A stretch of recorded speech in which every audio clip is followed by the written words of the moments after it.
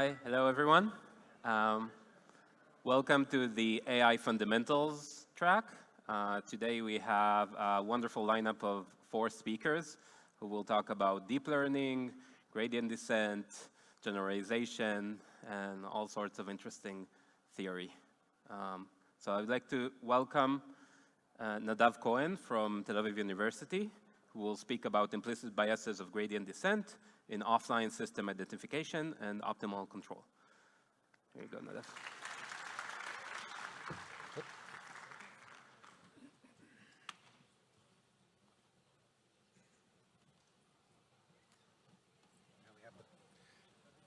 Now we have the clicker.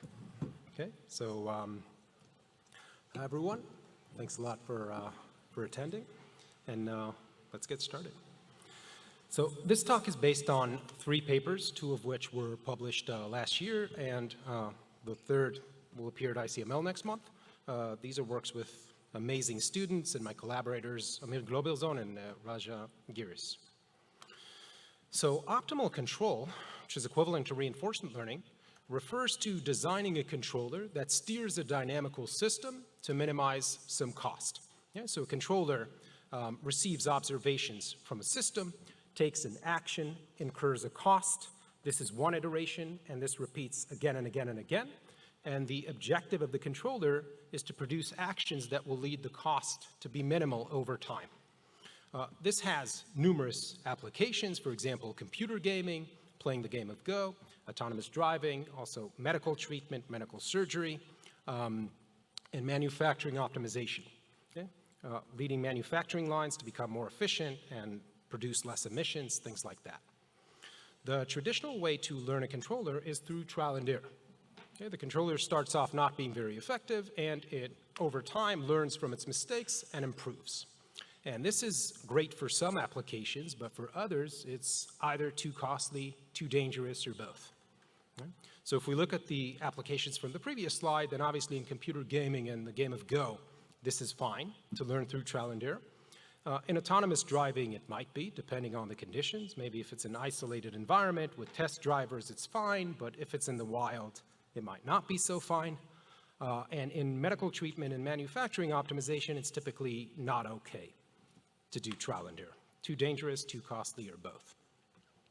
A natural approach for learning a controller without trial and error is a 2-step process. In the first, offline system identification, we use pre-recorded data for offline learning of a system model.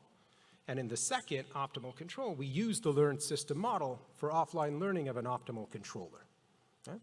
This approach, when implemented through over-parameterized models, specifically neural networks, and training them by gradient descent, it yields breakthrough results. Okay, let's look at 2 test cases, one for medical treatment. This is a work by Elad Khazan and collaborators at Princeton. And what they do is realize this approach for designing mechanical ventilators that help people breathe, and specifically babies. Okay, so the first step, offline system identification, they use pre-recorded data for learning a model of human lungs. And then in the second stage, optimal control, they use the learned lungs model to learn a mechanical ventilator controller. Second case study is for manufacturing optimization, and this is what's being done at Imubit. Okay, what we do here is we use pre-recorded data for offline system identification for learning a neural network model of a plant, manufacturing line, and then we use that learned model for offline learning of a neural network controller. Okay? And this approach produces controllers that, as we speak, are optimizing dozens of the world's largest manufacturing lines, improving yields, reducing emissions by 20%, sometimes much more. And this is how it works. When using over-parameterized models in offline system identification, there are multiple models, multiple solutions that can fit the pre-recorded data. Some of these solutions generalize well, and others don't. And in the case of optimal control, there are multiple controllers that are optimal for the learned model and the specific initial states used for training. Some of these controllers generalize well, and others don't. The fact that gradient descent produces solutions that often generalize well results from some kind of an implicit bias. Okay? This is akin to the implicit biases that lead to generalization in supervised learning. However, in this case, the generalization is not just in distribution, it's also out of distribution, extrapolation. These models, the system model and the controller, are required to perform well not only in the conditions that they have seen in training, but also in conditions that go beyond. And a question we ask is whether it's possible to theoretically characterize when the implicit bias of gradient descent will lead to extrapolation. And that's what we're going to talk about. In the first part, we'll talk about offline system identification, and specifically extrapolation to longer horizon for over-parameterized linear models. So we'll start with that. Cornerstone of modern control theory and classical control theory as well is the linear dynamical system. This is a model that's parameterized by three matrices: a state transition matrix, an action matrix, and an observation matrix. And the dynamics of the model are as follows. For time step h, the next state is equal to the current state times the state transition matrix, plus the current action times the action matrix. And the observation is equal to the observation matrix times the current state. For this part, for the system identification, we're going to focus on the common case where the matrix A is symmetric and the action and observation dimensions are equal to 1. So this is a SISO, a single input, single output system. This case covers modern state space models like an S4, Mamba, and these state-of-the-art sequence models that are receiving a lot of attention these days.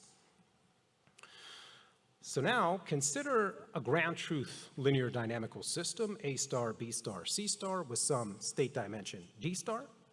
And we are given pre-recorded data of horizon H. So we have n pairs. Each pair consists of an action sequence of length capital H, that's the horizon, and the ground truth observation at time H. That's the observation produced by the ground truth system at time H. What we want to do is identify the ground truth system. That will allow us to extrapolate to longer horizons, to sequences that are longer than what we've seen in training. And the method that we will look at is to train an over-parameterized system, ABC, with state space dimension larger than that of the ground truth. That's what it means for it to be over-parameterized. And this system's learned by running gradient descent over the squared loss, which is what you see at the bottom of the screen. Now, in order to decouple extrapolation from in-distribution generalization, meaning from generalization to sequences of lengths that were seen in training, we're going to assume, for the sake of the matter, that there's an unlimited amount of data. This is just for presentation purposes. And if we make this assumption, the loss takes a very simple form. It's a sum over time between time 0 and the horizon minus 1. And at each time, there's a square difference between two terms, one corresponding to the learned system and one corresponding to the ground truth. And the term for the learned system is CA to the power of H. H is a time step times B. And for the ground truth, it's the same, but with the parameters of the ground truth. And so this is our loss. And it's easy to see from the structure of this loss that it's minimized if and only if the parameters of the learned model are such that the term CA to the power of HB for the learned model is equal to that for the ground truth for all time steps H until the horizon used in training. That leads to a definition of extrapolation, definition that quantifies extrapolation. So for epsilon greater than 0, we say that the learned LDS, epsilon approximates to horizon H prime if these terms for the learned LDS are within epsilon distance from the terms for the ground truth for all times up until H prime. We provide the following theoretical results. We show first that there exist non-extrapolating models. Okay, a little bit more formally, when the dimension of the learned model is greater than the horizon used for training, then for any epsilon and any H prime, any ground truth, there exist model parameters that minimize the loss but do not epsilon approximate until time H prime. However, the solution that's returned by gradient descent leads to extrapolation. Okay? If the training horizon is longer than twice the dimension, the state dimension of the grand truth, then gradient descent returns a solution that minimizes the loss. That solution will necessarily epsilon approximate until time h prime for any epsilon and any h prime. Okay? And we demonstrate this empirically. We show that when the training horizon passes a certain threshold, the extrapolation error goes down to virtually zero. And we also demonstrate that this carries over to nonlinear neural networks. Moving on to the second part, the optimal control. Here we'll talk about extrapolation to unseen initial states and over-parameterized linear controllers. Okay, so a fundamental problem in control theory is a linear quadratic regulator. Here it consists of the following parts: a linear dynamical system, as we've seen, a quadratic cost that's parameterized by a state cost matrix and an action cost matrix, and a linear controller. Okay, K is the control matrix, and it's designed to minimize the cost. K is what is being learned. Okay. Given a set of initial states to use for training, S, that induces a training cost, which is what you see here. And we focus on a practically motivated setting where there are multiple controllers that minimize the training cost. And we are specifically interested in the controller that's learned by running gradient descent over the training cost. And what we ask is, does this controller extrapolate to initial states beyond those that it has seen in training? This is a very important question in practice. You train a controller with some initial states, and you want to know how well it will be able to handle initial states that it hasn't seen. Okay, so to quantify extrapolation, we show an optimality condition, and that is that the controller K minimizes the training cost if and only if it sends to zero every state. Okay, what does it mean, send to zero? It means that the closed loop dynamics, A plus BK, applying them to every state x0 produces zero. Okay, so all these squared norms that you see here need to be zero for all states in S that are seen in training. And that naturally leads to a definition of extrapolation error, which is the sum of these squared norms for states that are orthogonal to those seen in training. Okay, so it's the extrapolation error is these squared norms summed over a set of vectors, states orthogonal to those seen in training. We consider two baseline controllers. One is the perfectly extrapolating controller. It sends all states to zero, so it minimizes the training cost, and its extrapolation error is zero. And the second baseline controller is a non-extrapolating one. It sends to zero the initial states seen in training, but not those that are outside the training set. Basically produces zero controls for them. So it minimizes the training cost, but its extrapolation error is typically very high, aside from degenerate cases. And we compare the extrapolation error of the controller learned by gradient descent to these two baselines. Okay? So the intuition behind our results is as follows. Before I'll show the actual results, I'll talk about the intuition. The intuition is that the extrapolation of the controller learned by gradient descent is determined by the exploration induced by the system when the system sets off from initial states seen in training. Okay, so what does this mean?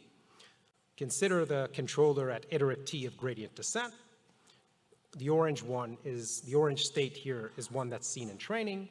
Green ones are explored, purple ones are not. A non-extrapolating controller would send the state seen in training to zero and leave the others as is. And the controller learned by gradient descent will send all the explored states to zero. So basically, the more exploration there is, the better the extrapolation. Now, a little bit more formally, on a theoretical analysis, we show first that extrapolation requires exploration in the sense that all states that are orthogonal to those seen during gradient descent, the control of gradient descent on these states is going to be trivial, it's going to be zero. And there exist such systems, so there exist non-exploratory systems over which the extrapolation error of gradient descent is completely trivial, the same as that of the non-extrapolating controller. However, we can construct exploration-inducing settings where the extrapolation error of gradient descent is very low, it's close to zero, or even exactly zero in some settings. So now you could ask, okay, we saw that exploration is necessary for extrapolation, and we constructed an exploration-inducing setting with which there's extrapolation, what happens in the typical case? So what we show is that in the typical case where the system is drawn from a Gaussian, there's non-trivial extrapolation. Okay? The extrapolation of gradient descent is significantly better than that of a non-extrapolating controller. Eta here is the learning rate, H and D are the horizon and state dimension. We show that this holds an expectation and with high probability if the dimension D is large. The intuition here is that in the generic case, in the random case, exploration takes place. Okay, it's fairly easy to show and it's intuitive.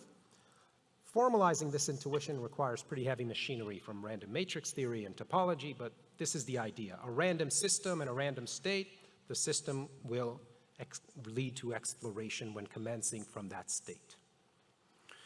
Empirically, we show the following.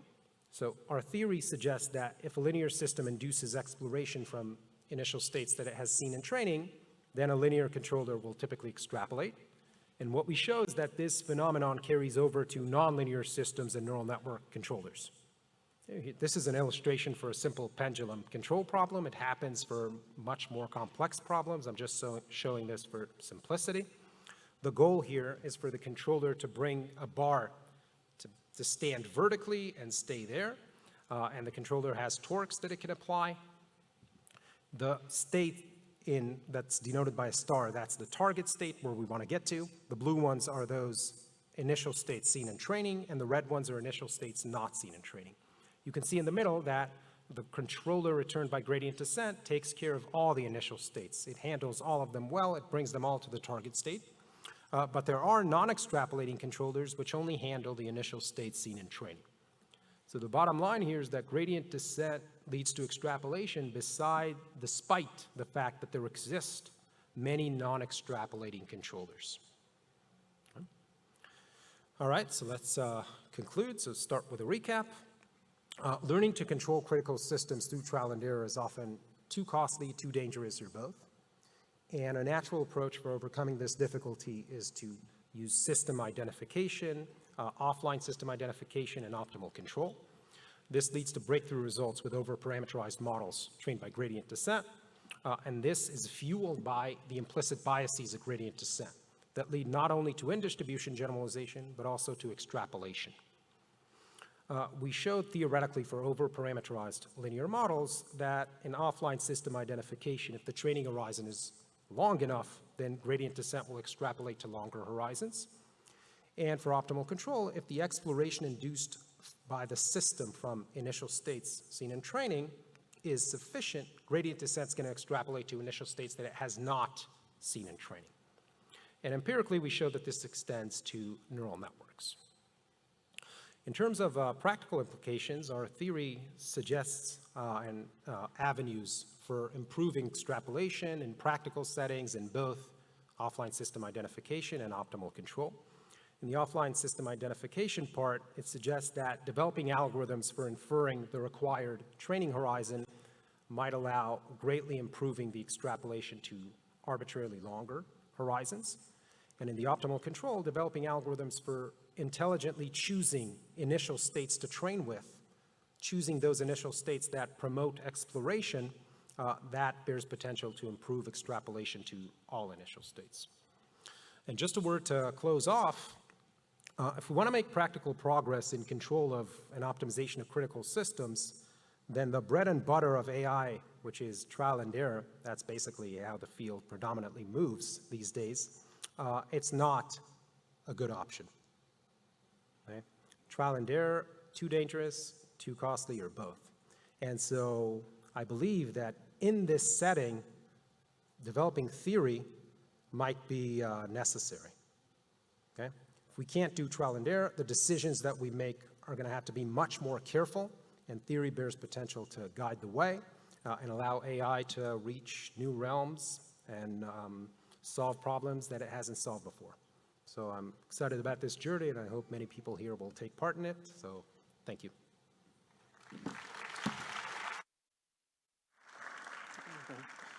Thank you, Nadav, for a wonderful talk. Any questions to the speaker? There's one there in the back. There is one there in the back. The one in the back? Sorry.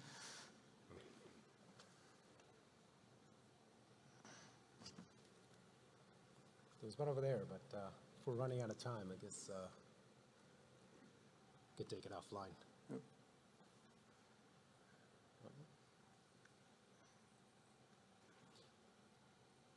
Okay, let's just take it offline.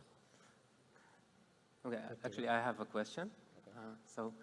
How do these results depend on the depth and on the width of the neural network? Yeah, so right now, the theoretical results that I showed are for linear models.